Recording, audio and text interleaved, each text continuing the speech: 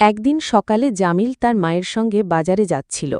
রাস্তায় তাদের পাশ দিয়ে এক বৃদ্ধ চাচা হাঁটছিলেন। তার হাতে অনেকগুলো ব্যাগ, হাঁটা কষ্ট হচ্ছিল। মানুষজন পাশ দিয়ে চলে যাচ্ছিল, কেউ তাকিয়েও দেখেনি। জামিল থেমে দাঁড়াল, মায়ের দিকে তাকিয়ে বলল, মা, আমি ওই চাচাকে সাহায্য করতে পারি? মা হাসলেন, মাথা নাড়লেন, অবশ্যই, ছেলের কাজ তো মানুষের উপকার করা। জামিল দৌড়ে গিয়ে বলল, চাচা, আমি আপনাকে সাহায্য করতে পারি? বৃদ্ধ চাচা অবাক হলেন, তারপর মুখে মিষ্টি হাসি।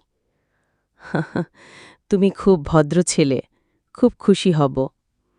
জামিল ব্যাগগুলো ধরল, পাশে পাশে হাঁটল।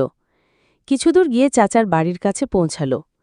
চাচা বললেন, আজ তুমি আমাকে শুধু সাহায্যই করনি, তুমি আমাকে ভালোবাসা ও সম্মানও দিলে।